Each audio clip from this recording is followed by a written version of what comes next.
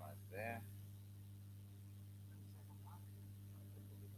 Unify output. Not showing it. Yep. Sorry, yep.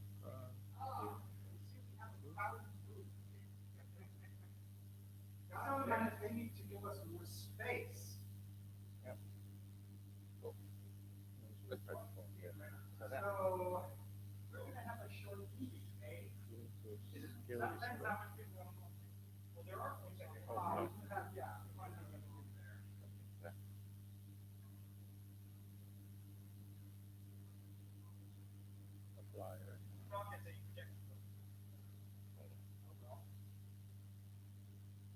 Alright, now we're in a really low resolution. Yes, blue sheet will work fine.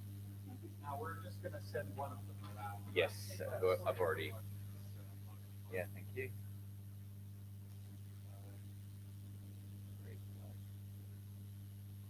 And scaling back down. Yeah, everything else is still saying no signal. Got it.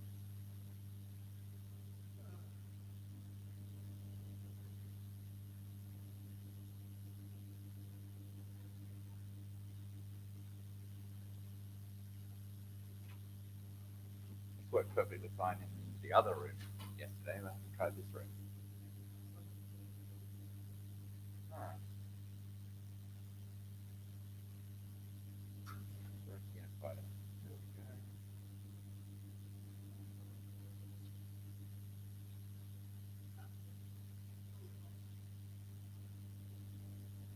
go. Roll it back.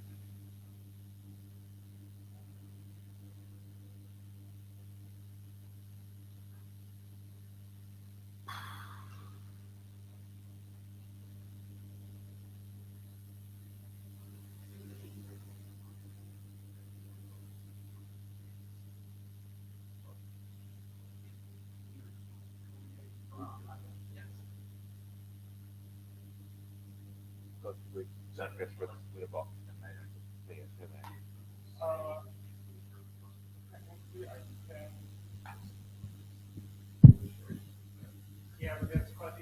So for y'all on Meet Echo, so you know, we are having technical problems with projection and stuff.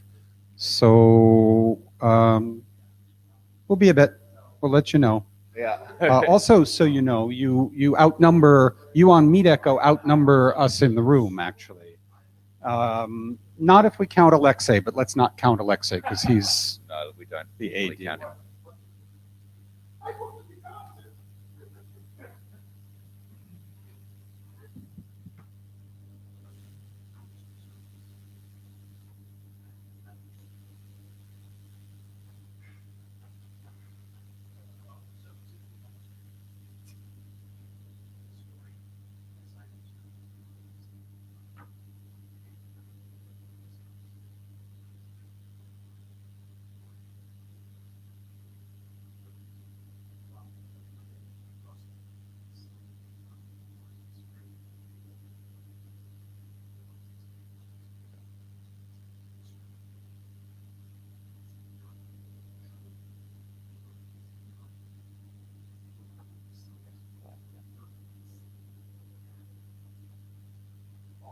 Still, that's absolutely nothing.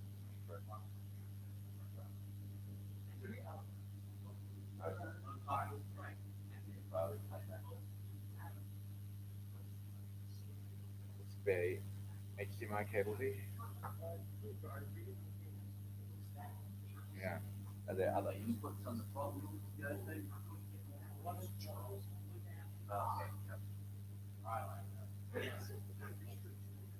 Yeah. Yep, thank you. All right, people on Meet Echo, we're getting another HDMI cable and we'll see if that helps.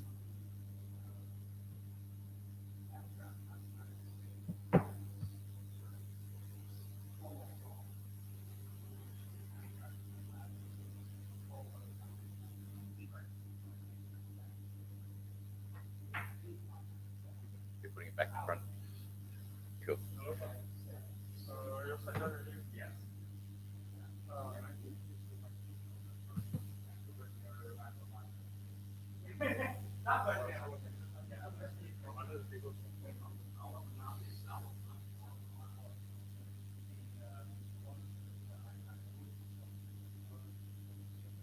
you have another computer that we know has worked as an output for it?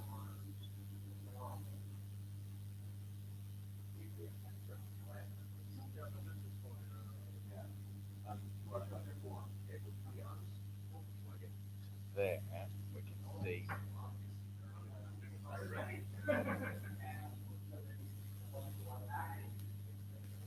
Oh, sorry, up a little.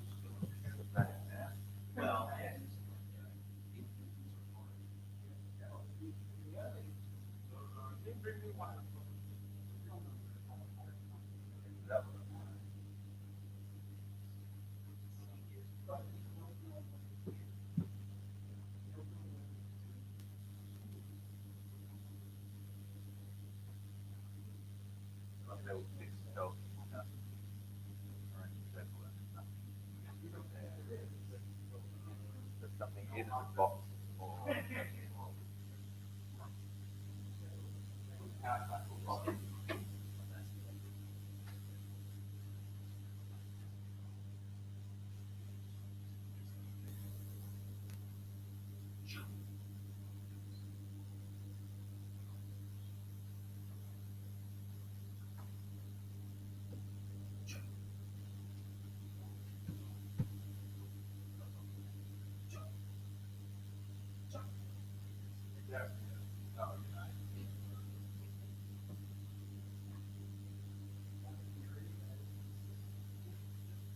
With observations, yes.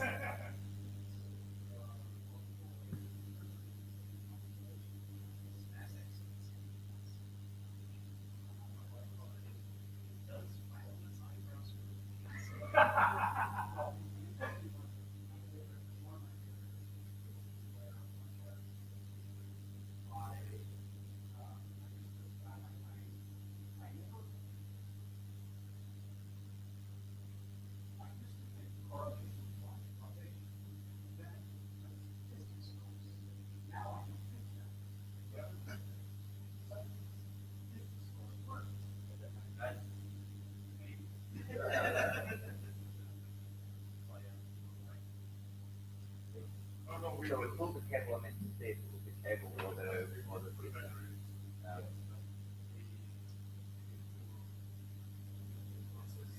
Yeah, not going to be a short term, but it's going to be a very important one. Yes, we've decided that this is going to be a short session, but it's going to start very, very late. So So apologies to those. we now have two AV people working on the problem. I think this works for change. Yeah. Yes, that's a good point.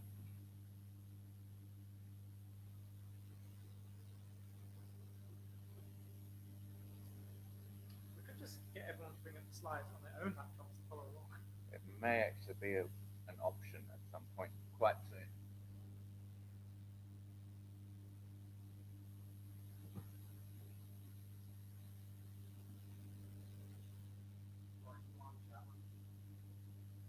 No. Thank you. So we have some communication. Yeah. With the nice people on the screen. And, all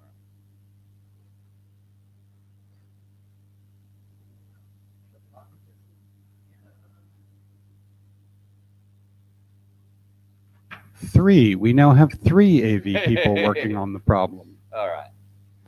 Soon they will outnumber the people in the room as well. All true.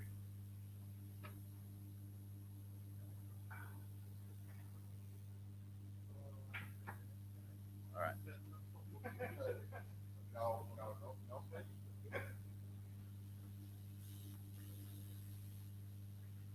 Yep. Okay. It says I have a display.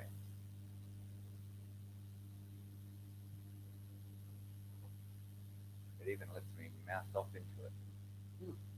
That sounds like it ought to be promising. Yeah, well, it had it all along. Yeah, well, I didn't say it was promising. It's just not coming out the other end. Okay. Yep.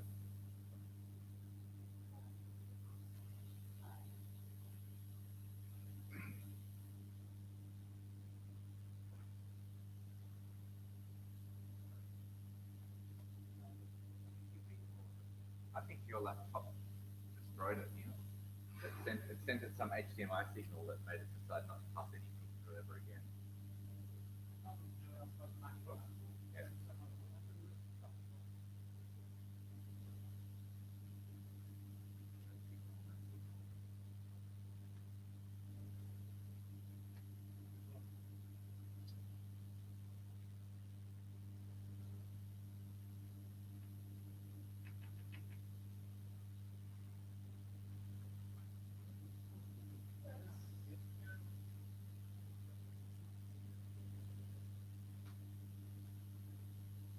All right, while we're waiting for the slides to work, if you want to find the slides that are available on the meeting info page for this, you can get up your own copy of them and worst cases that we follow along.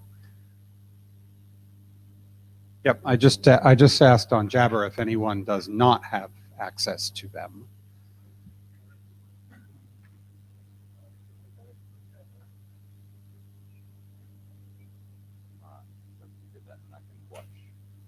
See what you're doing and just copy it.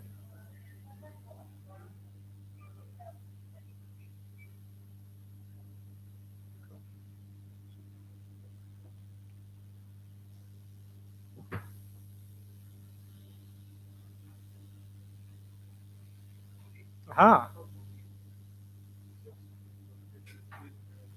Yep.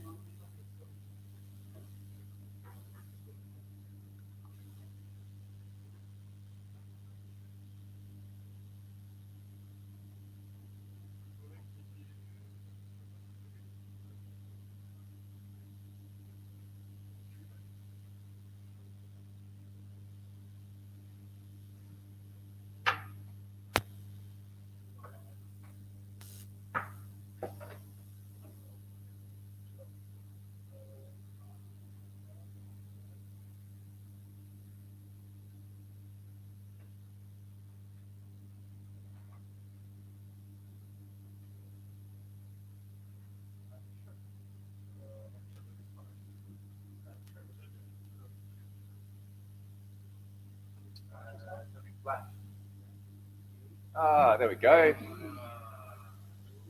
What do you know? It looks like we have ignition.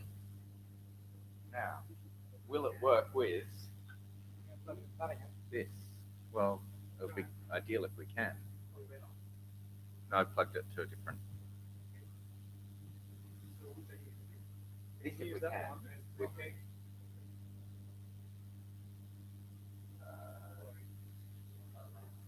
Yep. Yeah. Okay. We Okay. believe we have a slide up that's a big plain white slide with a big JMAP in the middle of it. Do you on MeetEcho see that? Liftoff, says Ken. Okay. Life is good. But All right. Jeff says he does not. Sorry, Jeff PC. Jeff is Joseph. Okay. Thank you. He's good now too. So all right, we're going. So I'm going to go up to Okay. the front like a good doobie here.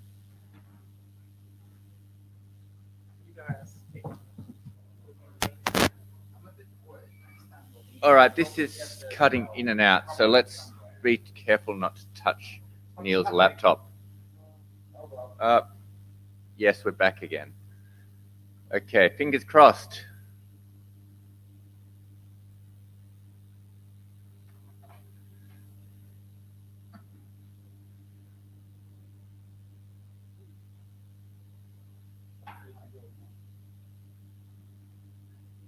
Don't break anything, Barry. Using this adapter the whole time.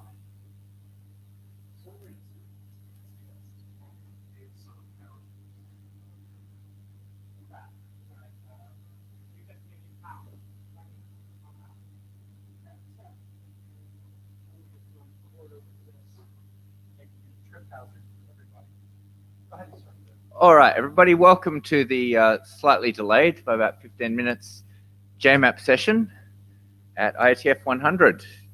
The blue sheets have, I think, made their way around the 5 people in the room, and we have another 5 on Meet Echo. I'm Bron.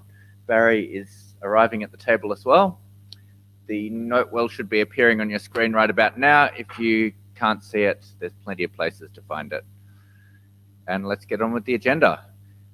So we're going to start with an overview of the changes since the last time. I think this is, the lack of people in the room is probably indicative of the fact that there aren't that many outstanding issues that there's going to be a large amount of debate about. But yep, Alexi's about to hop up to the microphone.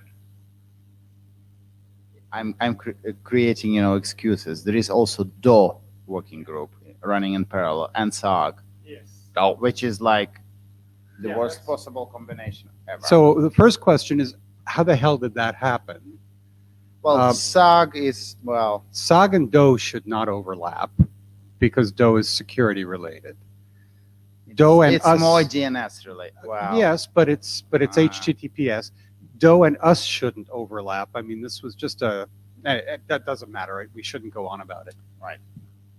Regardless, let's hand over to Neil to talk about what's changed since IETF 99. Okay. So first of all, just going to have a look at what's the major changes in core. So one of them is patch updates.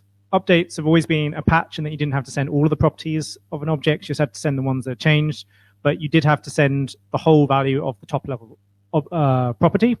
And this was an issue for things like keywords and mailboxes because you'd have to send the complete set, which was a bit wasteful in terms of bandwidth, and also meant that if another client had changed one keyword in between, you would blat that change if you were just naively writing the whole thing out rather than and not checking that the state hadn't changed under you. So with patch updates, basically it looks like this. So you can see we've got keyword /$flagged being set to true, which is basically JSON pointer format. I can't remember the RSC, but it's just another standardized format for going into the property of what you're changing. And the patch format is defined such that you can also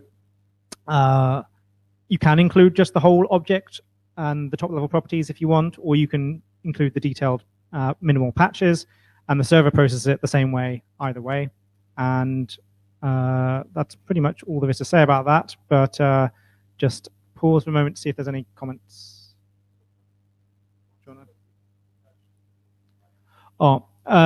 Alexi just asked what's the big hash like looking at thing. That's the ID of the object you're updating. That's actually the SHA-1 of the RFC 822 bytes in that. This example was copied straight out of the network panel from the JMAP proxy, but it could be anything. It's an opaque string. In this case, it's a hash of something. But anyway, are there any comments or questions on this from the people on Meet Echo? Is someone monitoring Jabber or something? I'm watching Meet Echo. Okay. It's quiet. Cool. Let's just move on then. So the other major... Great. +1 from Lexi. Yeah. Maybe we should just bring the microphone over to Alexa. The other major change is introducing this idea of back references for method arguments. Hey. So the idea here is there was quite a few methods where we're having to special case extra arguments for things like fetching the messages from the message list or fetching the threads from the message list. And all of this was really just to allow you to make implicit method calls and so avoid round trips because you need some of the results of the previous method in order to make the next call. So with the back references, we have basically simple syntactic transformation, which is really easy to implement on the server, but it actually gives you just as much power and more from before, and means we could remove a whole load of special cases so that actually a lot of the methods become simpler. So here's an example to actually explain more what I'm talking about. So this is split over 2 pages because the slides are quite small, but essentially what we're doing here is fetching the first 30 threads in a particular mailbox and fetching the headers for every message in each of those threads of those first 30. So the first thing we do is get message list with the filter just of a particular mailbox. That's the idea of the mailbox there, if you're not familiar with the JMAP filter format. Sorted date descending, collapsed by thread, so that we only return each thread once at the first position of its message, and we limit that to 30. So that gets us the 30 IDs of those first 30 messages in that message list. The next one is slightly odd, but you can see here how it works. So we have a hash before the argument name, and you can do this before any argument name. And so that's very easy to scan through the arguments and check. And then it's telling you which of the previous methods to look for the result in, and then the path into the response from that to look through. So result of 0, so we can look back and see that was what was tagged. The get message list call was tagged with 0. That's the ID of that method call. And then we would look at the IDs path in the result, and that is an array of IDs. And that then becomes the IDs argument for get messages. So it looks slightly weird when you're looking at it on in the slides, I think, but it's actually really easy to implement and gives you a lot of extra power to reduce round trips and make things more efficient. And so we have yes, a comment from Jabber, possible issue, a JMAP call containing both IDs and pound IDs. This is the argument name, so there obviously are no arguments at the moment that start with a pound, and I don't think anyone is likely to define one, and we can certainly make sure that you don't. That's all you're looking through. You're iterating through the arguments to a method. In the same way that it's used for ID replacement for back references within objects, that leading character can easily be defined as not allowed to be used for anything else. Do we have any further comments on the meet echo? Okay, I'll just keep continuing for a short time then. So what we've done, so the second one was fetching, basically we want to know what the thread ID for each of those messages is. So we do a get messages call, just fetching the thread ID property for each of those for that. That's the one slightly weird bit. And then after that, we're simply getting the threads. So for each of those thread IDs, we've got a back reference there to the thread IDs result of the previous thing. We're fetching the threads, which is the list of messages in each of those threads. And then finally, we're doing our get message with the header properties we want, back referencing to those message IDs in the threads to fetch all the messages. So as I said, I think it does look a bit weird when you first see it in the slide, but having now tried implementing this and playing around with it, it seems to work quite well and actually simplifies code we found on both, particularly on the back end, because it reduces the special cases that used to have to exist to get the network efficiency. So continuing from Jabber, Robert says core spec should reject requests as invalid that contain foo and pound foo on the same level. That was in response to Jeff. And Chris says, question is, would the server have to merge pound IDs and IDs and compute the result on the merged list? No. As Robert said, it'd be invalid arguments error immediately if you try and include both. And it's very easy to check that you don't have both. You can include this if you want to back reference. Otherwise, you just give the explicit one. There's no merging, nothing tricky like that. Any other questions on this?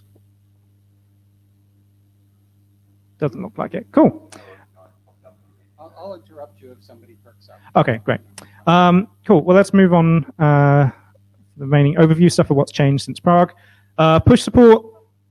There's not a lot to say about this. It was just mainly kind of refinements to what was there before.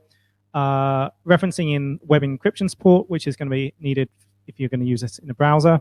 And that just references a different RFC, or will be an RFC before this is finalized. Martin Thompson's writing, and ensures that we are conforming to what's required in RFC 8030 for to be able to be used as part of that standard push ecosystem. The other form of push, which is the event source, has changed slightly in that the client can now pass some query parameters, one of which says this is kind of long polling, so just close the connection every time you actually push something. And the other one is to let the client determine how long the server, what interval the server should send pings down the event source if there have been no events. These are to allow clients to detect that they've got a live connection to the server, and the concerns were raised before that the trouble with event source sometimes is that you have proxies in between, which mean that if they're buffering proxies, you never get the response until the connection is closed, because they're buffering too much in between, and so this sometimes doesn't work in some corporate environments. So with these options, the client can look out for the pings, and if it determines it's not getting the pings through, can fall back long polling, which normally always works because you're closing the connection, and therefore the proxies flush their buffer, and you get the data through. And so it still works as a push channel. It's just slightly less efficient on the network. And so with those changes as a set, I think push is pretty much finished. So any comments on push? Nothing coming? Great.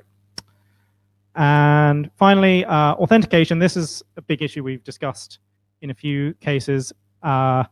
Basically, we've taken out the new authentication stuff that was in the JMAP core. It's kind of out of scope and makes it much more difficult to get through the spec. This is a problem that's not really just tied to JMAP. So the spec basically just now says it's HTTP, so you need HTTP auth to authenticate connections. What that is will obviously depend on the service, probably basic in some cases, or bearer with OAuth in certain other cases, and that's pretty much the same situation as we currently have in IMAP. It's no better, but no worse as well. Any interest in, this is Barry, any interest in implementing any of the HTTP off working group experimental authentication mechanisms? I'm not sure which one the experimental ones are. I'd have to go. Look up the HTTP off working group, which is now closed. But it produced, I think, 3 experimental specs. Interesting. I mean, I'd certainly be interested in looking at those and doing some experiments with them. In terms of the specification, I think whatever that is, it would still have to be separate to JMAP. Like, it is an independent part. It's not required, and tying the two together would be a mistake, I think. That's fair. So Ken says Scram, that's the sort of thing that we're talking about. Is one of the experimental HTTP mechanisms is related to Scram. So, Ken Grasberski, Google. Could you consider like not supporting like basic auth because of all the base issue basic auth, and really like that's a use case where you want to use some mechanism like OAuth and other, and avoid the nightmares of basic. Right. That's what I was getting at. With yeah. So the kind of the history of this is that we were desperately trying to avoid basic auth, but mandating OAuth doesn't work because there are too many situations for email that's not necessarily viable. We could prohibit basic, but again, it's going to be hand waving, and it's going to be used in situations to an extent. Like if you're so obviously there's situations in the backend, like on the internal network, sometimes where it's being proxied through, and at that point it's going to use some other auth system that's could just be basic or something. But the other issue, the main issue is if you're random ISP, set up an email service, mail client has to connect to it. So kind of what are your options for allowing authentication? Well, there's basic or there's OAuth pretty much. But the trouble with OAuth is there's now some new standards to do auto discovery, but just there's no email clients. I don't know how likely it is people are going to support all of these things in order to be able to auto discover the OAuth settings, auto register the client and stuff. They can't pre-register with every email service out there. They're going to pre-register with Gmail and Yahoo and stuff so that they don't need the auto discovery system, but they can't do that with every ISP. Yeah, I agree that we can't require OAuth, but I think this is a real loss from coming from IMAP where we had SCRAM. Except that in the vast majority of places, no one uses that in IMAP. So anyway, Chris says, while I'm obviously a fan of SCRAM plus TLS, the more important problem to solve is client-specific token bootstrap. Like, could you consider forbidding basic auth? Forbidding what, sorry? Instead of mandating auth, You must can not use forbid, basic. Basic. This is a Oh, well, philosophical. Sorry. I was saying, based with that, there is obviously, it forbids not TLS. Everything has to be over at TLS. But it's, I think. I didn't verify, like, upon that you have like XSRF type, you have all kind of vulnerabilities that are possible, like impossibility to log out, a lot of nightmares with basic. Yeah. And really, We prefer like avoiding altogether. This is what we've been trying to do, except that we also don't want to be defining a new authentication specification because that's out of scope, and we can't. There doesn't seem to be anything we can just say you must, like saying you must use OAuth is not practical either. Like we can say you must not use basic, you must use a bearer token, and how you get that bearer token is not necessarily via OAuth, but that still leaves open if you're writing a client. Yep. Okay, I need a bearer token. How the hell do I get this bearer token? And bearer tokens suck as well. So That's another I issue. suggest that you post to the SAG list, SAAG mailing list, and ask for somebody to look at this document from a security point of view and comment on what you might do. But because what I'm afraid is that when this gets to the IASG, it's going to get pounced on by the security ADs if we're doing basic auth.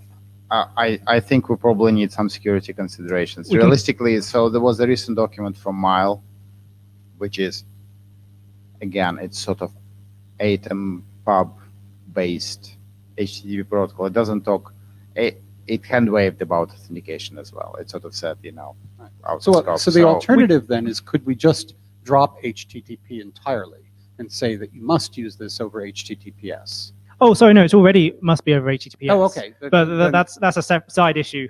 It's not sufficient to solve everything, but it may be sufficient to get past the initial issue. So anyway, Chris says, basic over TLS is the only thing that's likely to interoperate as long as authentication is out of scope. So it's probably the mandatory to implement for interoperability, and I guess I agree with Chris on that. Bearer tokens are better than password over TLS for mobile devices, as long as there's a way to expire the bearer token if the device is lost. So I would actually answer that this is what's happening in the real world, is that a lot of big providers now are issuing an app-specific password to each device and saying your bearer token is your username plus this, because HTTP basic auth is basically a bearer token in two parts. And part of the bearer token is your username, part of the bearer token is this long-lived app password that you can then cancel when your device is lost. Because canceling a token is still going to be saying this is no longer usable. And that's where the world is going at the moment, because that's what's available. Well, yeah, I mean, OAuth is basically a nicer way of setting up that app password, so the user doesn't have to manually mess around. They just log in with their normal credentials, and that's all handled in the background. This is not an issue that is specific to JMAP.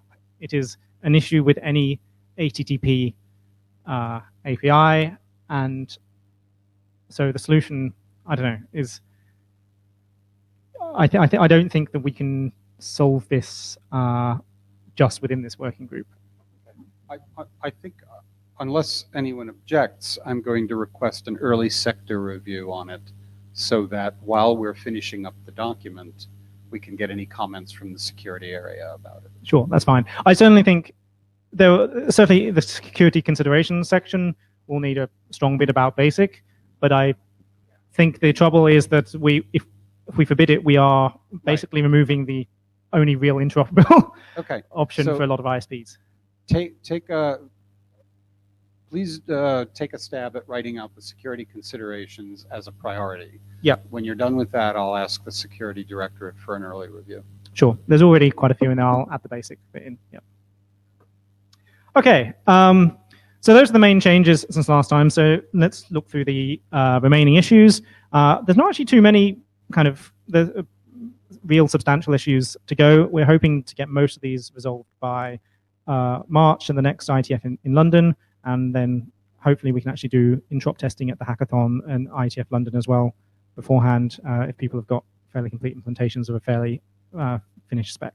So let's have a look what's remaining in core. So one thing we need to do is make sure we have sorted our plan for versioning and extensions, which is obviously always going to happen with any API.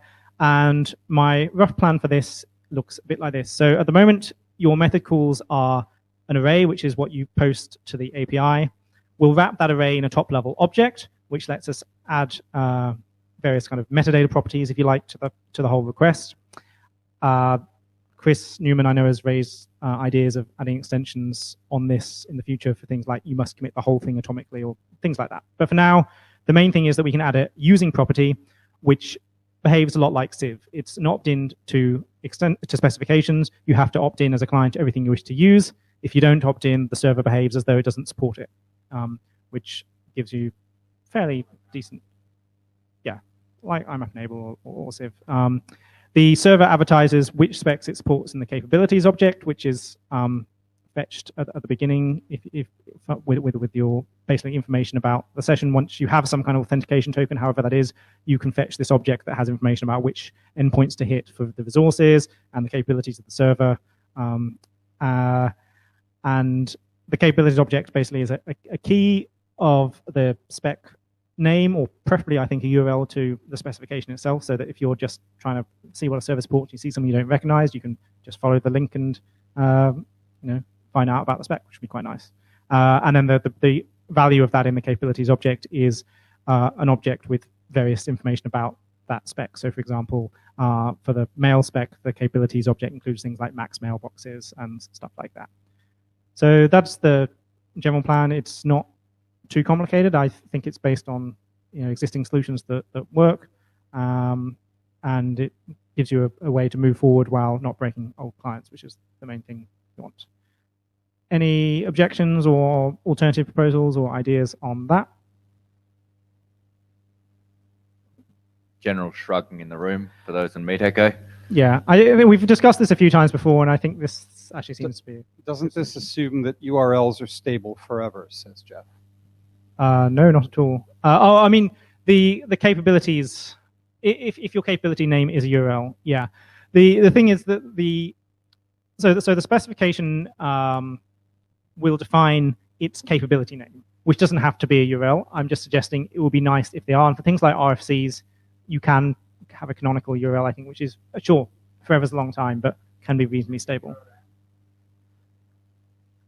I think... I presume you're when you say URL here, you mean URI, right? Yeah, being loose and fast with terms. Right. But so it's not kind of an important. important... Yeah, it's not important to this functioning. It can perfectly function without it being a URI.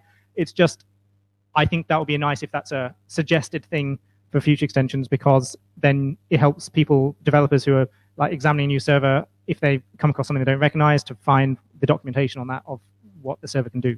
My question wasn't URL versus URI, but what my question wasn't URI versus non-URI. Now that we're clear that when you say URL, you mean URI, it's okay for this not to be a locator. It can be something that doesn't resolve to anything, right?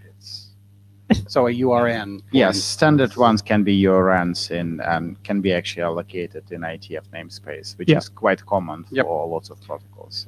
So I think that works nicely. The main thing I think extensions will be have to be in your domain, you own, so that it enforces namespacing. Yeah, that was the other idea of that, is enforces namespacing through that.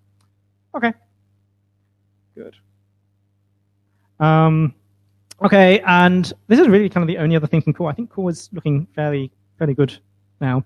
And this is a bit of bike shedding, really, but there's some inconsistencies in the standard method names. We've got plurals for get foos and set foos, but we have a singular foo for get foo updates, get foo list updates, which is both aesthetically a little bit annoying and also makes it harder to programmatically generate these if you're kind of doing it automatically by just giving it one type name and having it synthesize what the method names are, because you have to know how to pluralize something, and mailboxes has ES as opposed to something else. So I think it would just be nice if we made this more consistent. So Your proposal is actually not to add s, just keep it as is. I'm proposing to keep everything as plural, but then you still only have to specify one. The main thing is the server, you would never have to try and auto-convert between Just one and the specify foo and everything else is. other. You specify foods, and then, so these are some suggestions. So everything was, yeah, so like get mailboxes, banana. Yes. Mailboxes. So everything will be mailboxes rather than mailbox.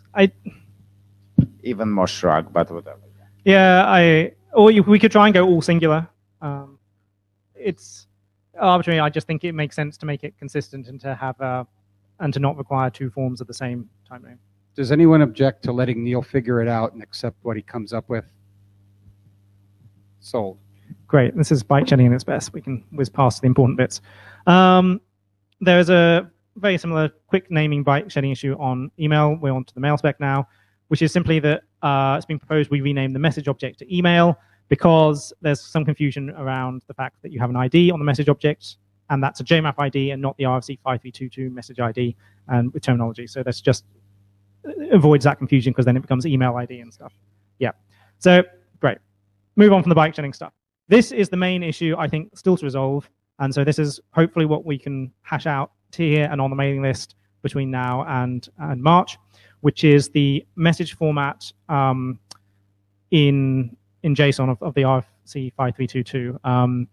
So I think the headers bit of this is fine and doesn't seem to have any objections. It gives you past forms of a lot of the headers, which makes it easier for the client to deal with, like getting the from as an array of objects with a name and email property in rather than having to pass the string. The main, I think, thing that we really are not sure about at the moment is converting the body into, and what form does that take? Is it just some kind of JSON representation of a MIME tree, which is kind of what the Gmail API does, or is it closer to what clients generally use, which is clients generally present a message as some kind of body, which is a text thing or HTML representation, and then some attachments, which are files associated with that. Then, of course, even how you convert between them, there's some ambiguity. What is an attachment? We've had some discussion on the list the last few days. This is not quite as simple as it sounds. And so I think this is kind of the main thing of what do we want from this? Do we want both options or one of these? What should it look like? I think I'd kind of like to open the floor to opinions here. So my question: why should we not? Please say your name for remote people. Mikael Izborski, Google. So my question: why would you do something different than providing the original MIME structure? Because the point is you want to provide like the mail data store transfer. So you want to actually respect that rather than try to selectively select the field that you want to propagate. So there's a couple of reasons. Firstly, it just makes it easier for client authors. Because I said this does not map to the presentation that is used in clients generally, which is body plus attachments. The second reason is it also makes it easier to optimize fetching. So to optimize the network usage, I want to be able to say, return me just the HTML body representation of each of these messages without having to fetch some kind of overall structure object, interrogate that, work out which bits, and individually fetch each of those. That becomes a lot more both overhead and complexity to fetch what I need to just display this message in a client. Nevertheless, I think you should always have an option to get back the original message, being able to rebuild. Yes, so this is one of the things we're talking about. Yeah, whether we basically provide both options, so the client can request which it wants, whether it wants kind of the MIME structure or whether it wants some interpretation by the server of that, so that it doesn't have to bother passing that. That's what we're discussing, basically. Okay, thanks. Yeah, the FastMail web interface intermediate code, which I've worked on for this, fetches the body structure for all the messages it's interested in, and then it goes through and finds the one where the same part number is going to be of interest to it, and then it does a fetch on that subset of messages for each subset to actually fetch that part of the message so that it can generate the data to display on the web interface. And it has to actually it has to go through and filter the body structure and say, well, it's part number 1.1 on these ones, and it's part number 1.3 on these. That's quite a complex set of code to find the display text for each message. I confirm because, well, I just wrote the same thing in our implementation, which is not JMAP yet, but it's, yeah, exactly the same problem. And once you start dealing with multi-part alternative, multi-part mix, multi-part related, all arbitrary nesting. Yeah. Yeah. So, yeah, if you want just for display, I mean, returning a single blob, you know, whatever text plain or HTML, depending on what the client wants, is probably so that's sensible. Another question, though, whether a single blob or one thing we noticed when we looked at implementation for this is actually it's kind of an array of blobs that we get. So it's a flat array, but for example, if you had a message centers with HTML and text alternatives, and then it goes through a mailing list which adds a text-only signature as an extra part after it, then if you're synthesizing this into a single property, you'd have to convert that to HTML and then append that to the HTML to get an HTML version. But then appending that to HTML is hard because you don't want to stick it just after the end of the, like literally just append them, because that's actually not valid. And you can do this, and that's actually what we do, and it kind of works if you throw it at a browser. But it's, yeah, it might be nicer just to return the array, because the client is easy to render each HTML text bit and then just pop them all together on the screen, potentially. I don't know. So I think that's discussion. Well, that's an option to be considered. The next interesting can of worms this raises is whether you have a set messages capability to add something more structured than just a single text or single HTML part. Yeah. With this, actually, I'm sort of on the opposite side, because you probably want to have a bit more control on the client. If the client, I mean, make the simple case simple, but if the client wants something more elaborate. Yeah, I think the set messages would have to mirror whatever we do for get messages, really. Like, it doesn't make sense to do something different there. So if the get message can either fetch a MIME structure or fetch this parse version, then I think you need to be able to do the same with set. If the client wants just to do the parse version, does that. Otherwise, it can.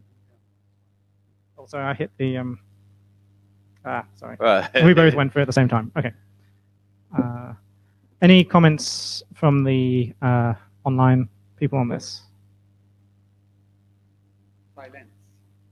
Yeah, I have a gut feeling that we might have a bit more discussion of this on the mailing list. Oh, yes. People actually get their heads around this. This is definitely going to need more discussion on the mailing list, and I think I don't know. I wanted to get people to start thinking about it here, and we'll maybe send through some ideas of proposals. As I said, I think this is the meatiest issue still remaining to be resolved, so it's worth a bit of thought.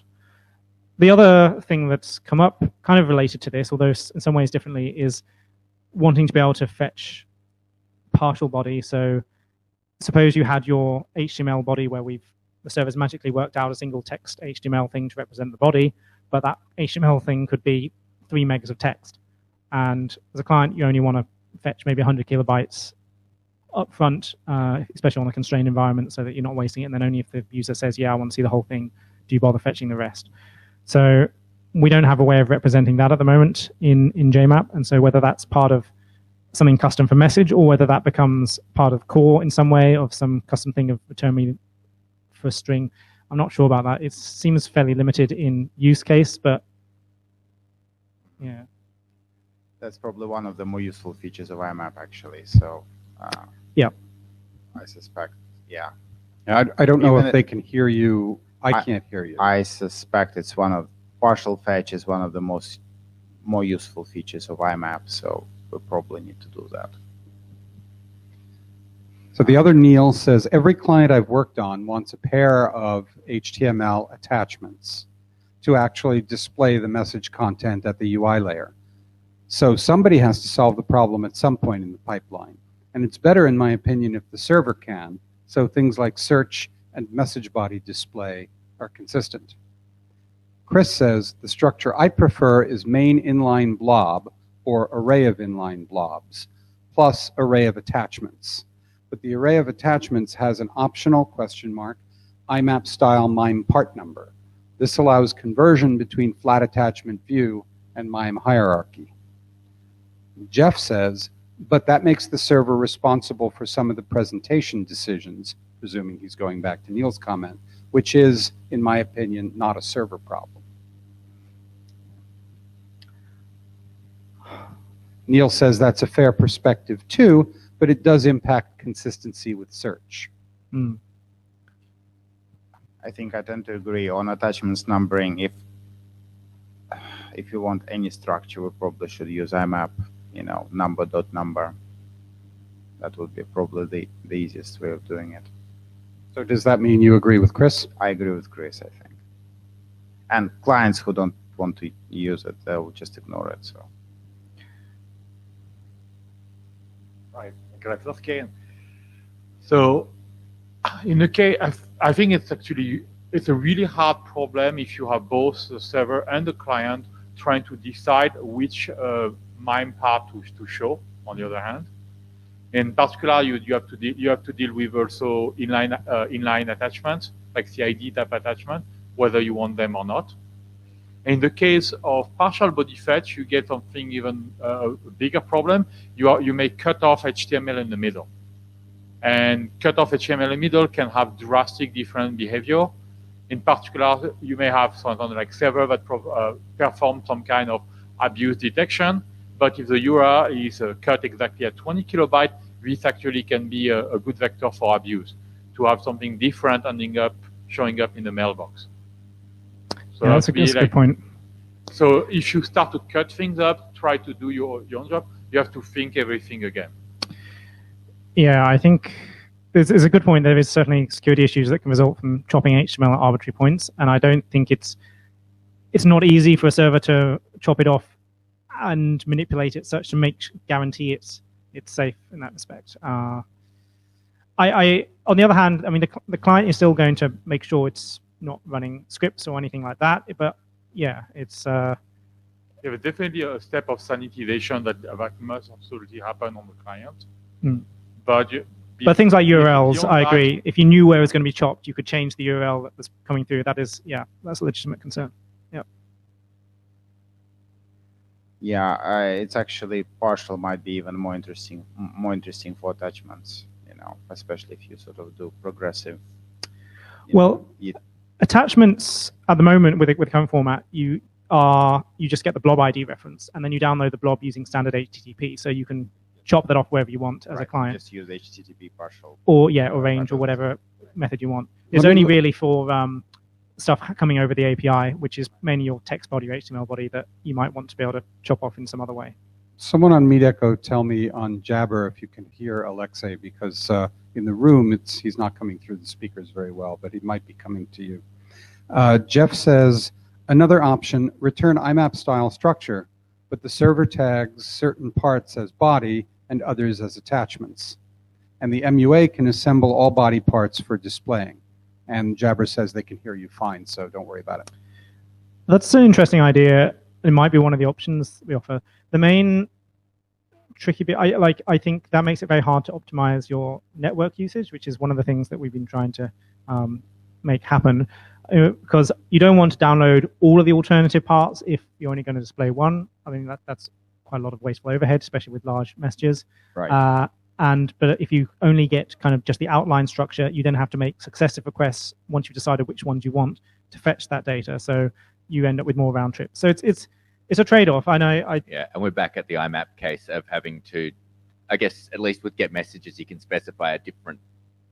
No, you can't specify different fields for each message anyway. No. You're saying for this range of. Yes, if you have to. It gets really awkward if you're trying to fetch these things. You'd wind up with that same IMAP client problem of having to pre-parse the body structures and work out which parts you want for different subsets of the messages, and then make multiple requests. I think you'd have to return them as blob IDs, and then you just download them all as blob IDs. And if you had HTTP2 for your download server, that's not too bad with the overhead, even though it's lots of requests. Yeah. But it's. Yeah. I do like the idea. Wouldn't backrefs handle some of this? Potentially, it depends on the output format that we come up with. I think we'd have to. You can't tell that until we have a bit more idea of what we want the structure to look like and what's returned. It was possible that backrefs could help with this, but at the moment, it sounds like what's being proposed is return to the client requires more processing than. We're trying not to make the back reference stuff some kind of arbitrary scripting language you can run on the server. It's just very basic syntactical transformation to get results from a previous thing. And this at the moment, sounds like it'd be beyond that because it requires some kind of intelligent algorithm to determine which body parts you're interested in as a client. Yeah, I'm just. I suppose there might be sort of different types of clients. Basic clients might just want to have like single HTML for, just extract or an array of HTML, pieces, as you say, for inline parts, and don't bother with, trying to figure out what's needed. I think fetched, that but most clients would want that if that's what they can get, because as Neil said, the Apple clients all end up constructing that kind of thing internally. I know our client does that internally. As far as I can see from the display model, we've done the same. Yeah, we basically have a bunch of renderer classes that generate HTML. So they are called recursively, and you only, for multi-part alternative, you only fetch whatever you can render. Yeah, so this is being done everywhere as far as I can see, and I'm not quite sure what this non-simple client that's going to do something different is, because I haven't really seen them. I guess if you're using email not actually as email, as some kind of bus system instead, then you start to get into a point where you might want something different. Yeah, I guess the question is whether the client wants to know, is there like two textual parts or a single textual part? Maybe it wants to put a separate delimiter between them. I don't know. I mean, that's sort of a bit obscure, but that might affect UI potentially. So maybe just getting away with an array of things might be good enough. Yeah, I mean, I do think your client still needs to be able to request like HTML version or text version if there's alternatives, and maybe know that the other version's there, even if it doesn't fetch it. That's the other kind of thing that I don't have a solution for necessarily that's great at the moment, but yeah. Neil says, for the raw representation, are we thinking really just pure raw, or some kind of parsed JSON representation a la what the Gmail API does? Oh, I think some kind of parsed is what went by raw. Certainly over the API, it would be you can fetch the structure in some kind of JSON thing, more like the Gmail API, or you can fetch this more processed version, which gives you the bodies and attachments, which we seem to think most clients are going to want. Yeah, you can always fetch the raw RFC 822, as it's called in the IMAP standard, via the blob ID as well with an HTTP GET. Yeah, but I would have thought if we do the API right, a lot of certainly new clients would never do that, because why write all this complicated parsing code when they don't have to? And we don't want to require that unless you're doing something really obscure. That's always there as kind of the escape hatch, so we don't have to cover every single option. We want to cover all the common things, and yeah, if you really have to, you can fetch that, but you shouldn't have to for most cases. Yeah, raw is probably for import-export type thing, Yes. or something very elaborate, some kind of analysis on message. For display, you. Well, again, we can actually probably do this on the server. Pete says signature verification, to which Alexei responded, we can do this on the server. Yeah, obviously if you have keys that are only on the client, then yes, you'll have to download the raw to be able to do any kind of actual verification of signatures, or even decrypting encrypted blobs potentially. That's a good point. Yeah, there are some interesting interaction with SMIME handling. I mean, I think this is where for now, we've kind of said that the escape hatch of the raw is kind of for handling that. But yeah, if the client is the one that's decrypting, obviously if the server is the one that has the keys, then it can just present all this anyway, it doesn't matter. If it's only signature, the server can do all the job. Yeah, even if it's a APECly encoded single part application / whatever, server can actually decode and present it in a MIME format, which is much nicer than doing this in a client. That's actually would be a very nice feature. So yes, the server can't decrypt, but the server can verify signatures. Yeah. Okay, so that does sound like that will be valuable if we can represent that in a more higher level way. Maybe we can add, small issue / minor feature request for SMIME signatures. Yep. Would you like to help specify what it is you think it should look like? Sure. Great. Alexei has Considering an action item I was to just fixing this, the last week, so yeah, I have some idea. So Alexei has an action item to provide text.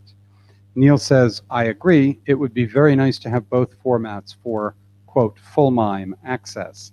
Having the raw representation is useful for cases where you want to move a message between two accounts, as was mentioned, import, export, Well, there's actually and want to perfectly preserve the original message source.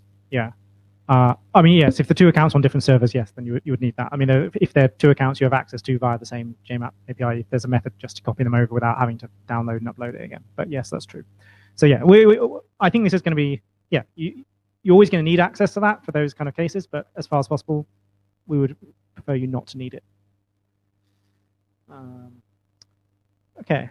I think that's been a good opening discussion of this. We'll definitely continue all this on the list. I think we'll be able to agree on something. It's not like everyone's got wildly different opinions, but there's certainly different ideas which we should have a look at, try out, see what they actually look like with real messages, and then decide on stuff. I said hopefully get this done over the next couple of months, because yeah, ideally we'll have pretty much all the issues closed off by March and start doing some interop testing then. Okay. Chris says, for security considerations, we'll have to say something about HTML security filtering. It's safer if the server has a whitelist HTML filter by default, but that increases complexity a lot. An extension to request HTML whitelist filtering by the server would be very interesting to client authors. Yeah, we've kind of gone away from this in that we found you can, now with more modern browsers, you can often do better filtering in the browser because you have the same DOM parser rather than a different one, which is often where bugs creep in when the DOM parser is slightly different to what actually ends up being passed in the browser. Nicholas, do you have a comment on this? Okay, Nicholas Varsky, Google. Definitely suggest having both approach in that case, because unless a client knows exactly what's going on the server, like push displaying raw HTML will be like suicidal. You have a lot of side effects possible depending on implementation, depending on which platform you're running on. So you have to be extremely defensive. But at the same time, definitely good to also have like a client sanitizer, in particular if you have any mutation possible on the client. Yeah, I mean, the difficulty we're doing on the server, again, is, as you said, you don't know what the target client is, and what's dangerous may be slightly different depending on the user agent that ends up rendering it. So I think regardless of what happens on the server, the client's always going to have to do its own filtering. And so the question is whether there's extra value in having the server do it as well, or whether we found that these days almost the server doesn't add that much value and is more likely to mess up the formatting and stuff because it doesn't have as accurate a parse tree. Now, admittedly, there are now full HTML5 compliant parsers that we could go find as well for our server, but we've tended to move towards doing this on the client.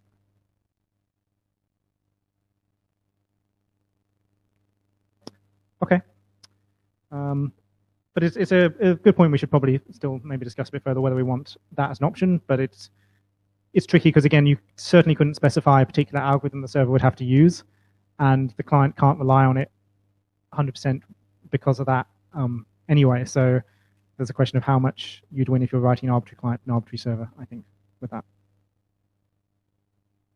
Okay, last couple of minor points. There's been some discussion of ACLs in the last few months. In particular, we're going to bring back some kind of mapping for an ACL on mailboxes for whether you can edit the keywords. And you need, if the message is in multiple mailboxes, you need permission on every mailbox it's in, I think, to be able to modify the keywords, because that's the only slight weirdness. But one thing that has been brought up is that the scene keyword is kind of special in IMAP. There's a lot of special casing, certainly in the Cyrus IMAP server for this versus other keywords.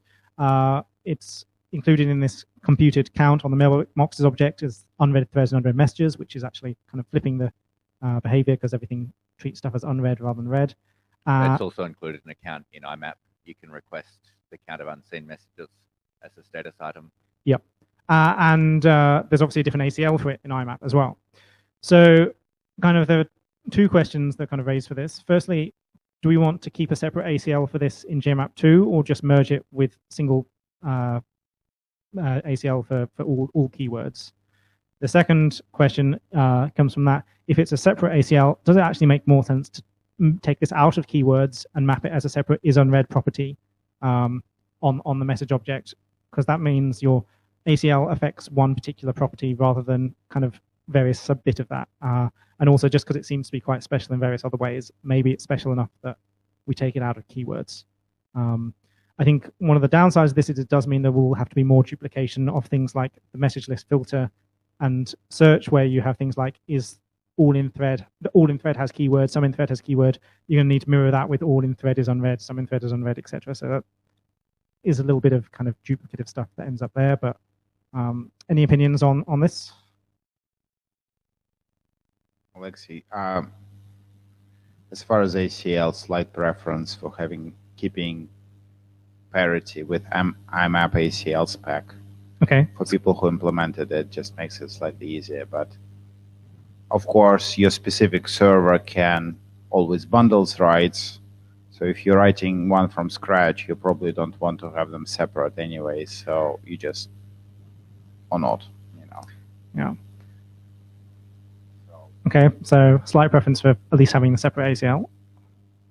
And about separating it as a separate property, a bit ambivalent, to be honest. Yeah, I'm a bit ambivalent as well, I think. Some ways I like it, in some ways I think it's just going to be a bit annoying having it separate. I don't know.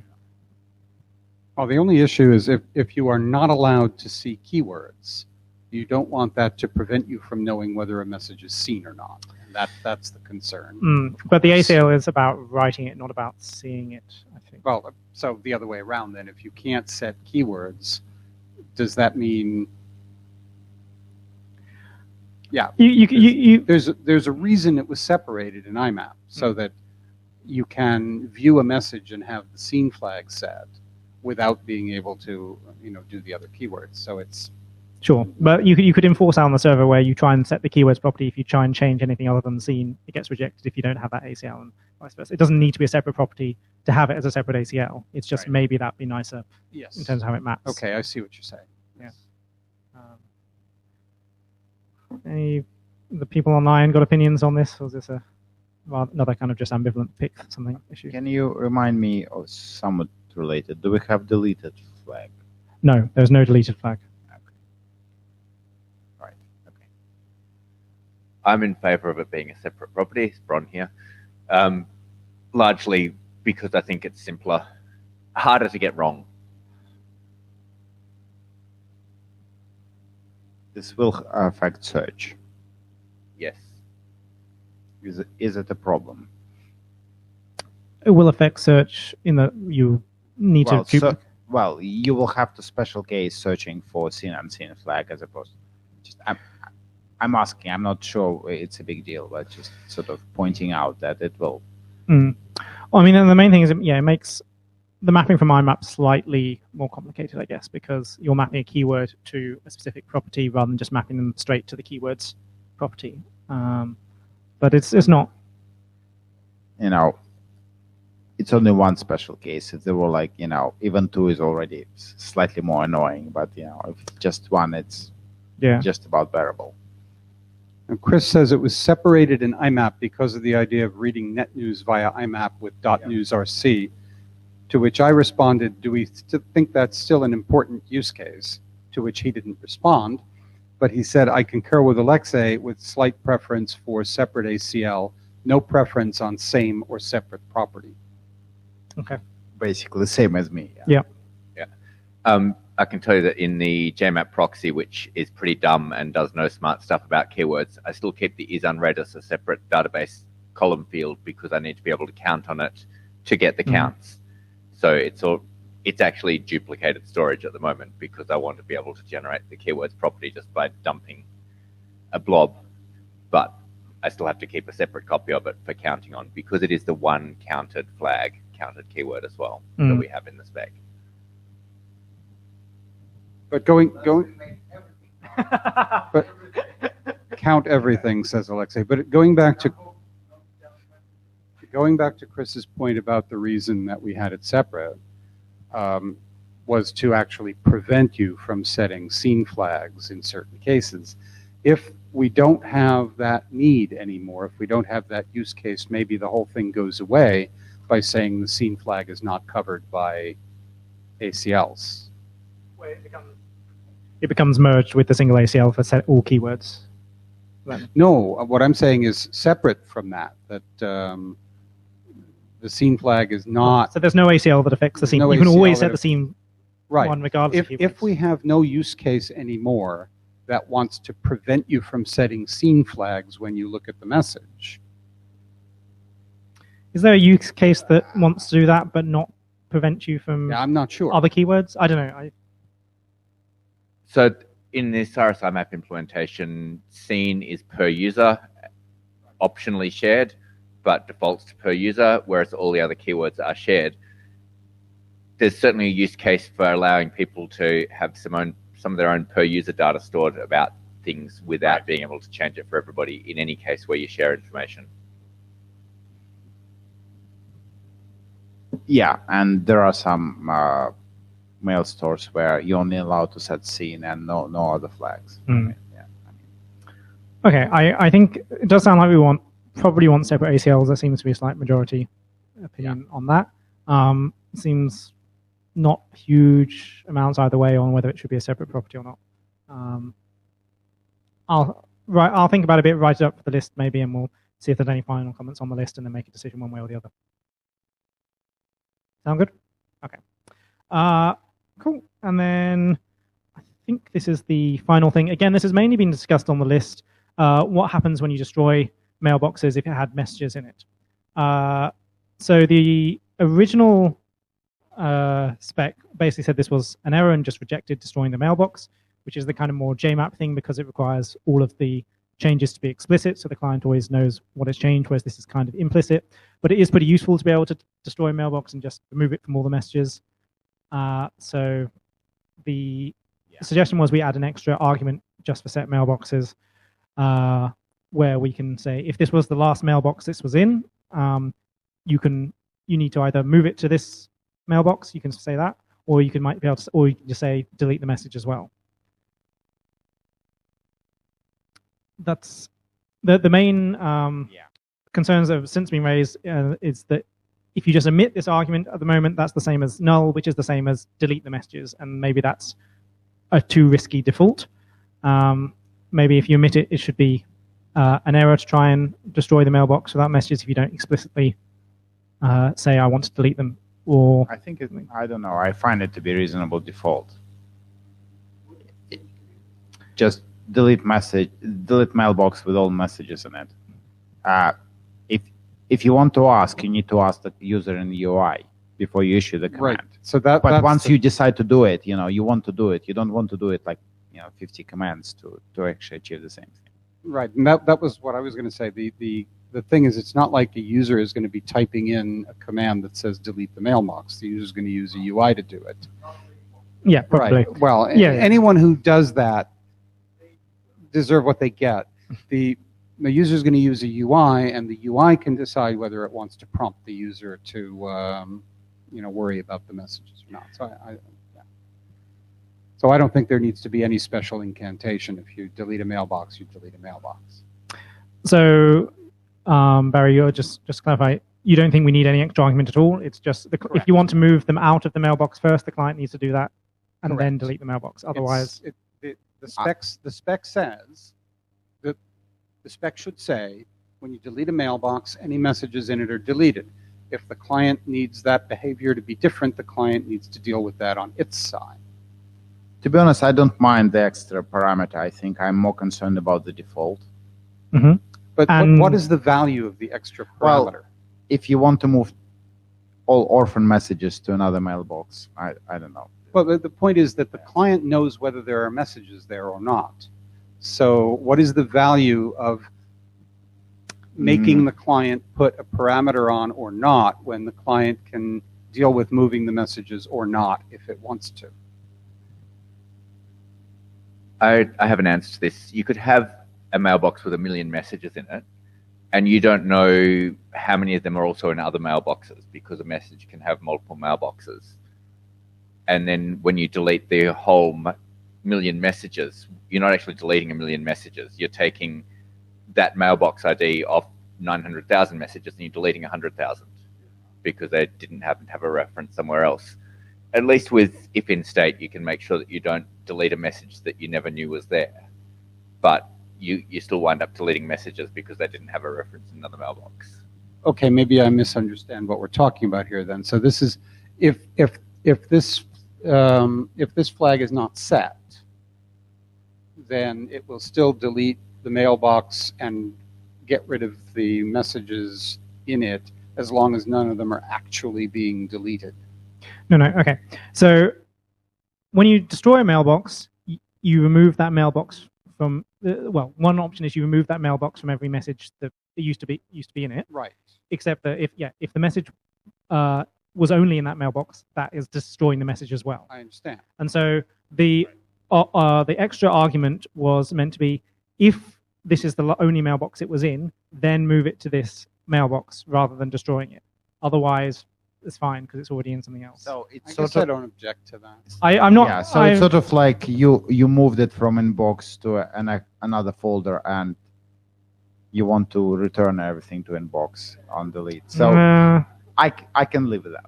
So the discontinuity I just that don't we want it have, to be the default, basically. there's a discontinuity here between set messages and delete mailboxes. You can't set a message to have 0 mailbox IDs as a way of deleting it, but deleting the mailbox as a side effect sets the message to have 0 mailbox IDs, which is an error. That destroys it.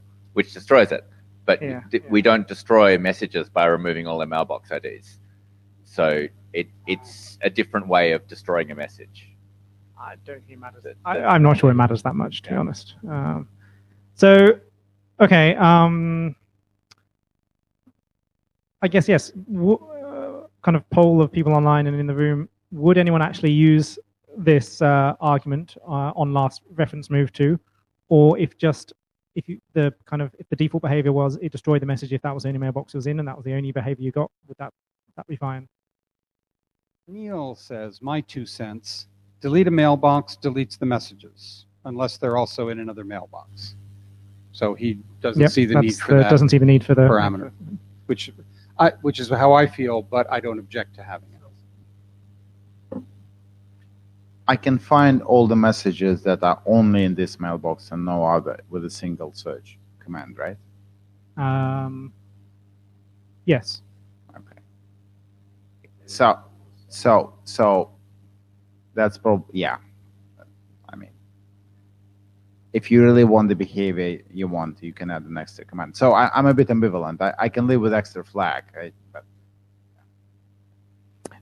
Sure. But at the same time, adding stuff that no one's going to use is a waste of time. Right. The other side of it, of course, is the client can decide whether it wants this feature or not. So there you go. Okay. So servers have to support it. Clients don't. Yeah.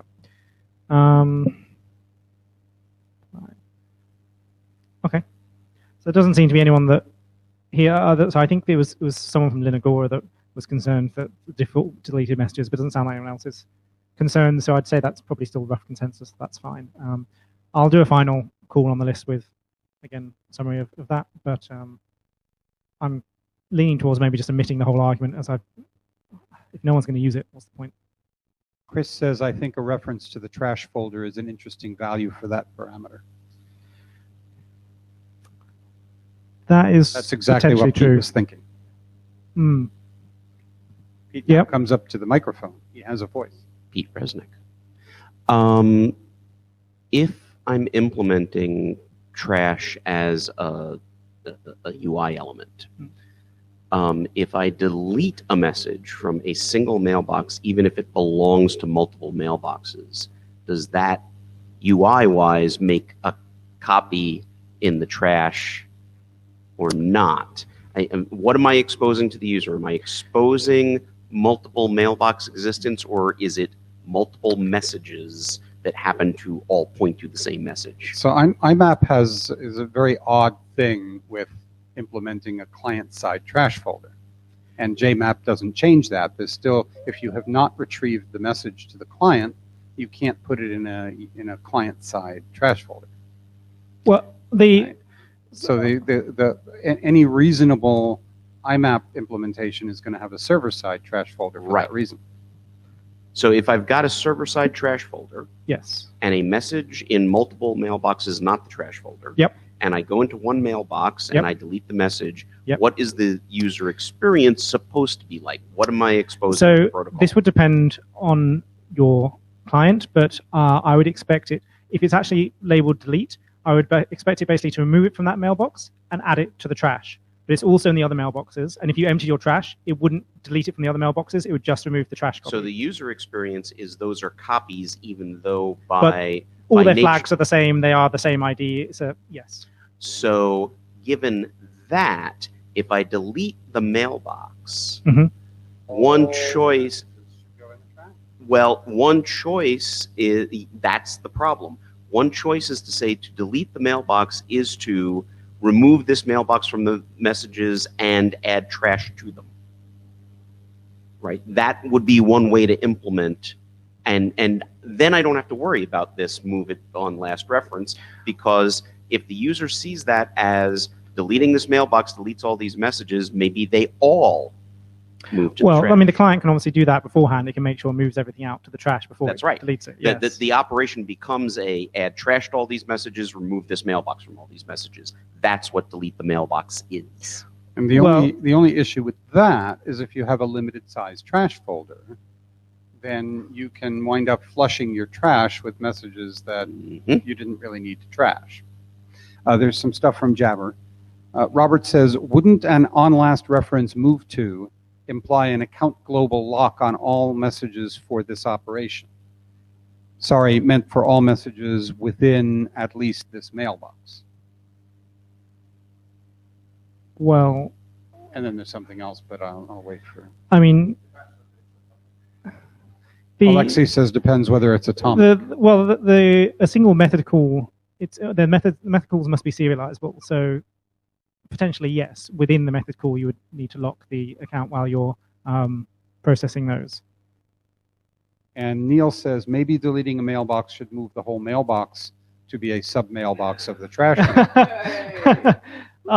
You can already do that by just setting the mailbox as a subfolder of trash folder. So I don't think that needs to be.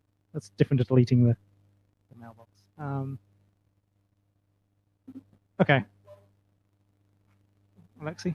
All of these operations can already be done through Yes. other methods. So maybe we just need some text around this saying that the default behavior, you just, you delete all messages and you delete the mailbox. It's all gone. If you want this, do this. If you want to move mailbox and the trash, do this. If Yeah. you want to move into trash, do that.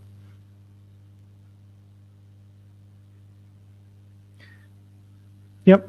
That's Chris Probably responds to Robert, says it could be implemented with a conditional store on the messages list of folders as an alternative to global lock.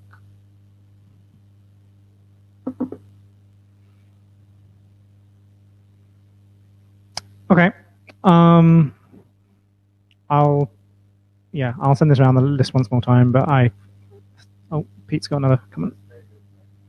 Yeah, this is definitely bike shedding at this point. One other solution to this problem is destroying a mailbox is not an operation, right? You want to destroy a mailbox, you search for messages that have that mailbox and say, remove that mailbox from those messages. But you need to be able to have you a want mailbox. that message, right? You want that mailbox either to be in a list of mailboxes with 0 messages or Oh. not.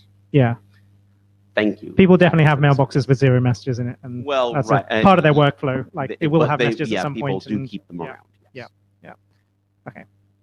Okay, that's probably enough bike shedding on that.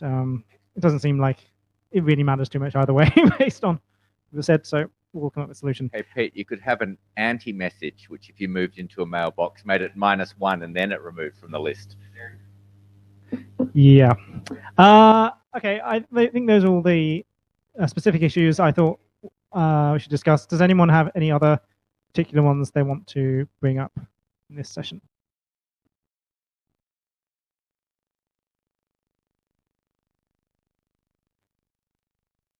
can try to go through my notes.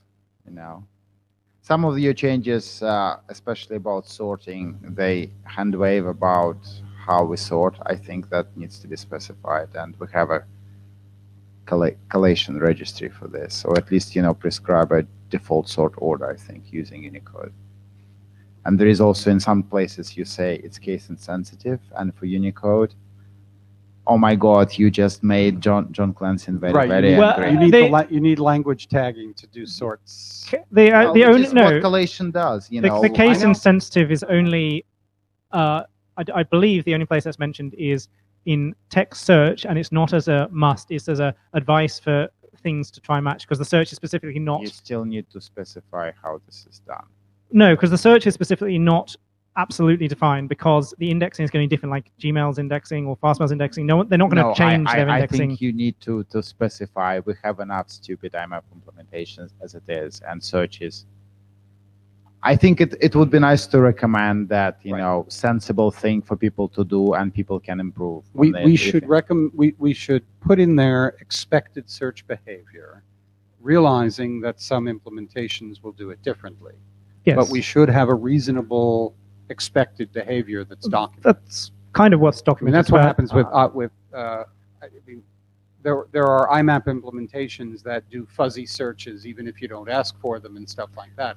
But that's sort of within the expectations, because it's more, user visible thing. Right. But saying that, and by the way, if you're doing case insensitive, this is what we meant. Okay. I think that's a useful thing to say. Sure. I'll have to double check. I don't think there's anywhere. I can I'm sure probably you can- send you some yeah. text or pointers to where. We'll check that. The header names, yes, are lowercase, but they're ASCII only from RFC 5322 anyway, so it doesn't matter. So ASCII only, you're in good shape by saying case Yep. sensitive or case insensitive. It's only the UTF-8 that you have a problem. Yeah, I actually don't think there's anywhere where that's mandated, but I'll check again. Actually, this reminds me, there is another issue with your searching for header fields, especially searching Yes. for values that for header fields you don't know the syntax of. The document says you first decode them to UTF-8, which if you Right. don't know the syntax, you cannot do this. You probably want, even if it looks like, RFC 2231 encoded word, you shouldn't be touching it, because you probably should just search for it as specified. But if you're searching for Totally not expected behavior. If I have a subject line that No, I'm not talking, no, for header fields you don't understand.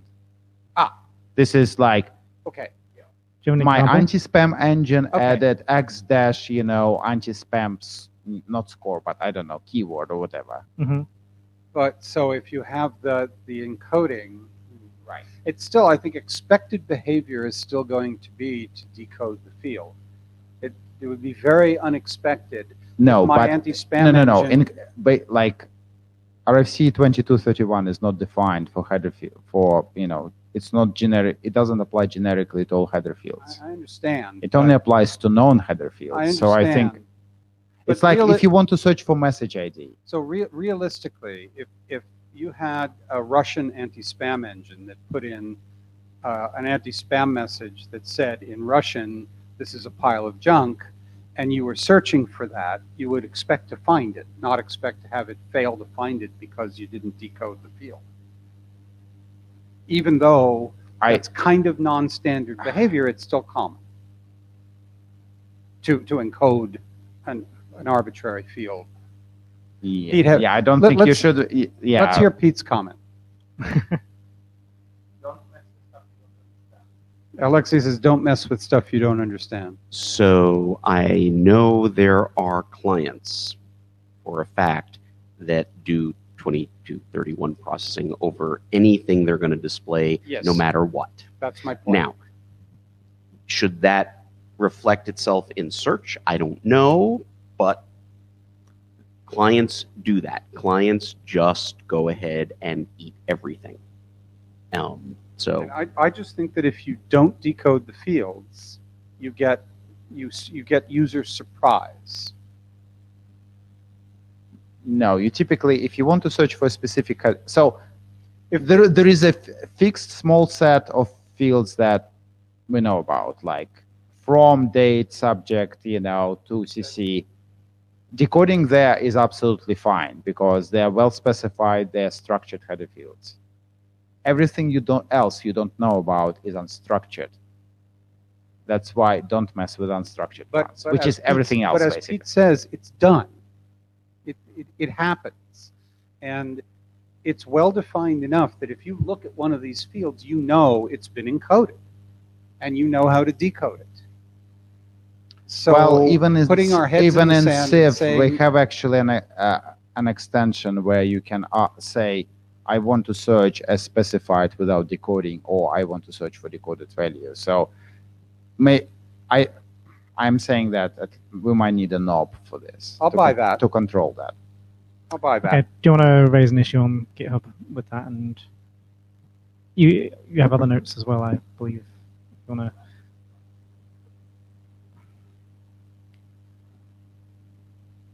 I mean, the other alternative is we can just say it's a quality of implementation issue. A client, a server that doesn't do the decoding when the users of that server expect it might become unpopular.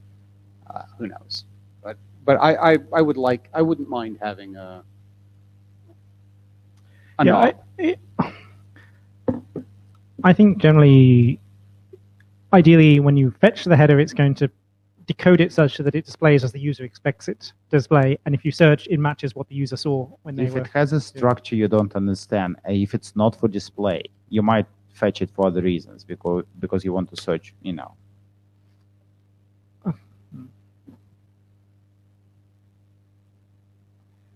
think we have an answer to that. Okay. Anything else? Anybody on Jabber have anything they want to chat about? Oh, Alexei has something else.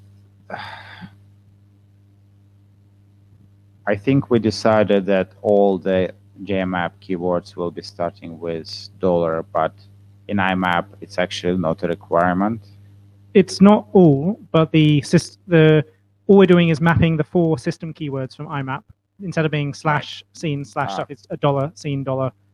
Flags, you have, I think, so when you're doing search for various things, you include $ keyword in there. So maybe you should be a bit more careful saying that. Or that's the name of the keyword is $flagged. No, it was as an example of syntax. It says $ keyword as opposed. It's not the name of keyword. Oh yeah, so just the editorial. Yes. Yeah, be a bit careful. Yep. That's probably confusing. Yep. We'll try and change that.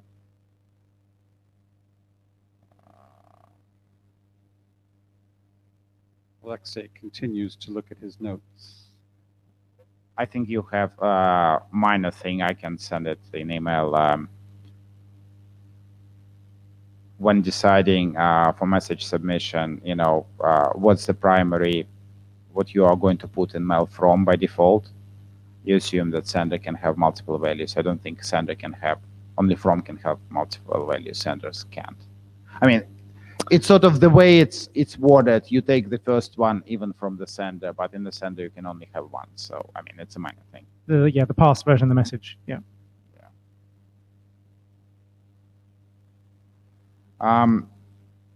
There is some text about forbidding messages with the same message ID in certain cases. I'm slightly uncomfortable with this. Where? I suspect this might be that this confusion. Is email ID and message ID I think this confusion. is the whole reason we're going to rename message to email. Email ID that can't be the same. If that is what's the case, it's a good data point for saying we should definitely rename it. Yeah, because I thought, okay, well, some people want to preserve all copies of messages. Yes. Some of them go through mailing lists. You can definitely some of them go direct. You will have duplication, Yes. so you have to be, I don't believe there's anywhere it says you can't have 2 messages with the same RFC 822 message ID. I think that's probably the confusion of It may be worth having an editorial thing to say that messages with the same RFC message ID can have different email IDs if they have different content. Yes. Although, or even if they have the same content. Yes. I mean, Gmail, I think, does not allow multiple messages with the same message ID. Is that correct? The 822 message ID. But but But that's Other- different. It's message suppression. In a other way. servers do. Even if you allow try, actually, yeah, what happens if you try and upload like via IMAP or something? Is it only on delivery it stops that, or is it at any point? Neil says Gmail deduplicates them. Yeah.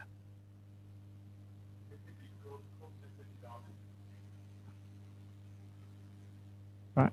So it lets you upload, and then one of them just One magically vanishes, just yeah. disappears.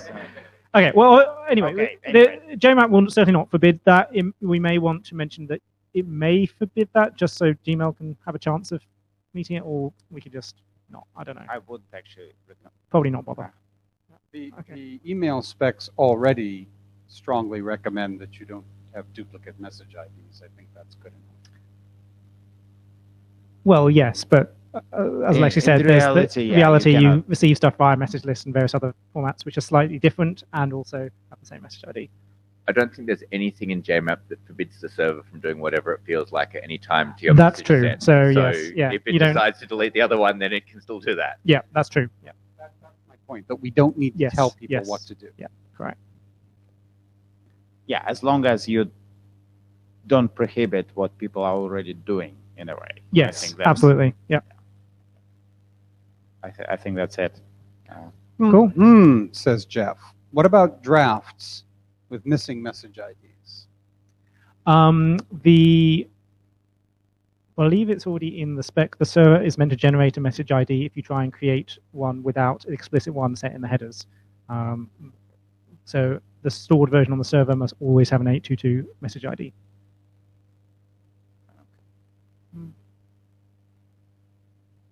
And hopefully most So clients will let the server do that. I don't 'cause- have absolute control of a message ID. I won't. Hey, have- Yes, Neil. you can set your own as well so that you can preserve it after a draft has been created if you create a new copy of the draft. What happens if you upload a message that doesn't have an RFC message ID and then import messages on it? Sorry? If you upload a blob and then call import messages to convert that blob into a message. Well, I would say it's up to the server. So one option is the server can reject it as an invalid message because it can always reject whatever blob you uploaded as not being a valid RFC HTTP message. Or the other option is the JMAP doesn't actually rely on the HTTP message ID at all. So there's no reason why it couldn't exist in the JMAP store without that, to be honest, if you really wanted to. The interesting question is whether the blob gets changed in that case. Import messages creates a different blob than the blob that you were given. That is an interesting case. I don't We probably should actually. I'm going to put a note to Yes, deal we with should that because say whether it's allowed to modify it. yeah, because there'll be other cases where Yeah. it has invalid characters and stuff or invalid Yes. MIME encoding of headers. It probably And should be you allowed to want modify work it out what you so want it to do can, to that. yeah, You like want to null preserve bytes it in it or exactly, something. or whether you want to change it to be valid. Nicholas? Hi, Nicolas. So it is like fairly common behavior that once you upload a draft to the server, which when you fetch it back immediately afterwards, and you may have seen like server-side sanitization of the content. So it's Yes, the server can add extra headers to it and stuff yeah, like that. headers as well as the HTML. On the Typically, you HTML. have HTML already being cleaned up. You need things like that to actually avoid some kind of a reflective vulnerability where you upload potentially HTML, invalid HTML with one raw client, but will end up on all the other clients. Mhm. So you cannot trust the draft either. So you need to sanitize it. So I mean, JMAP already has in just the core syntax, the server is allowed to return any properties that it changed when you created something. So we can just specify that it's allowed to change any of those properties, and there's already a method for it to tell the client what it changed if it changed anything. So it can. So when upon an upload, it will immediately let the client know. Yes, I you changed uploaded and these. it changed you. These properties are now this because I did this. Okay. Yeah. So we just need to make it clear that it's allowed to make those changes. Jeff says importing a raw email is okay with respect to the server changing it up, since the imported email can have a different blob ID, if I remember correctly. Yes, I think that is correct. Yep. So that should be fine. I think we just need to specify that that is permissible in the spec.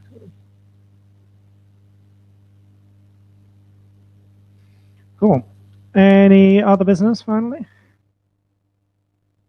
Okay, call for other comments going once.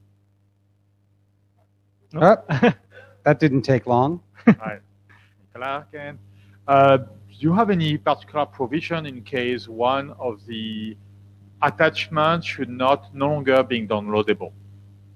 One of the attachment of some file, like one common example of that would be like server-side antivirus that will say you should not download that file anymore. There's no specific provision for that at the moment, but there's two options. One option is obviously the server can always delete the message and recreate a new one with a different message ID, which is the same but without the attachment. Sorry, different email ID, not obviously 82 message ID. So let's say you receive you have an email in your inbox. Yep. And that message has an attachment, and the server after the fact determine that attachment has a virus, and it will fail. Like you cannot fetch it anymore, and you should actually provide information why you are not able to fetch it. So the server could certainly refuse to return the data when you try to fetch the blob ID. So the blob ID represents the actual binary data of the attachment.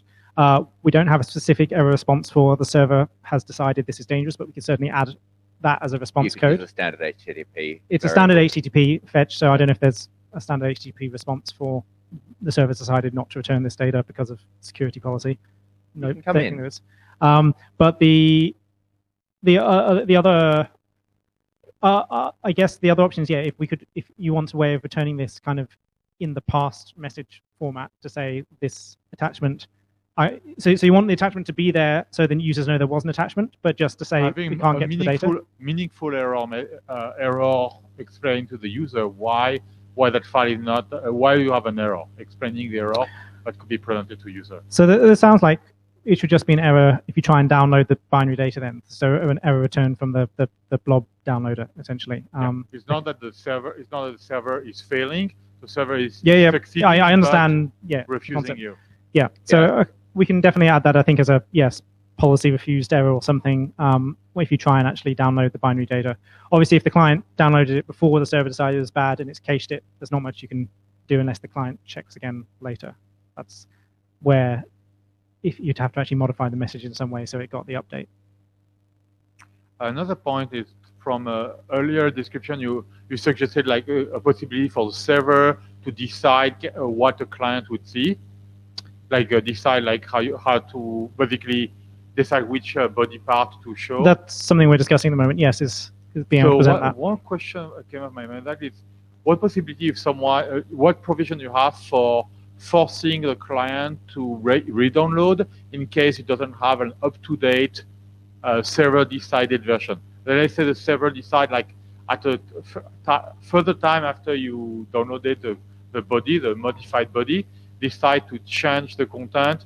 Let's say there was a bug on the server side, how to get the client to refetch the updated blobs. You'd have to change the ID of the message because a message like an IMAP is immutable. Which ID would you change on message? So it's the JMAP message ID, okay. Which is the email ID. So this is why we're going to rename it from message to email, so to avoid this confusion. So yes, the JMAP email ID, which is just an arbitrary server assigned ID. And it's not from the message content itself. It could be. Delete everything from the message, everything from the old message, and get the new one in. Yes, it would have to basically replace that message with a new one, which had the different. Because you already had downloaded some other body part, let's say attachment, for instance, you'll have to re-download everything. Not necessarily, because it depends on how the server does it. The attachment has a blob ID, which represents the binary data of it, which is the bulk of the attachment. And if your server does that by like SHA-256 of the data, which is kind of what we do, then you would see I already have that. If you download the new message, but the message references the same blob ID for the data of the attachment, so it goes, I already have that cached. So it wouldn't necessarily have to download the whole attachment again. Okay, so the blob ID are not tied to the It's not tied to the message ID, no. Okay. They're independent. So yes, you could get the new message, but still keep the cache data for the attachment. Chris says, actually, for the virus case, you want the client to know it should remove a copy of that attachment if it downloaded it. Can be done as an extension, $contains virus flag. An attempt to fetch part returns a useful error. Yeah, there are ways you could signal that. As I said, the other option would just be to replace that message with one that didn't have the. Right. Chris's point is that you would have to make sure that the client knew that it needed to actively get rid of this. Well, if you replace the message, then you'll get the push updates, and obviously if that's the only message that refers to that attachment, it will flush everything from the cache. Yes. Yeah. But yeah, it's a reasonable response. Okay, yeah, once it gets outside of your sphere domain, there's nothing you can do about what it might happen to it after that. Yeah. So John Levine stumbled in, is now signing the blue sheet, and has doubled our attendance in the room. That's not double it. I exaggerate a little bit. Any other comments? Okay, back to other comments going once. Other comments going twice. And thrice, and we're done. So this is the end of the JMAP session. Thank you all for coming. Great. We will see you in London. And on the list.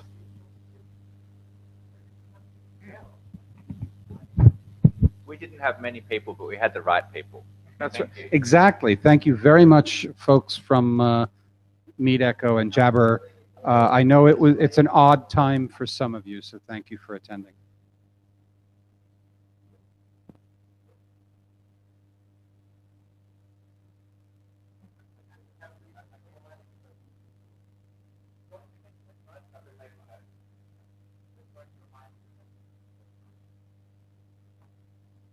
Bye.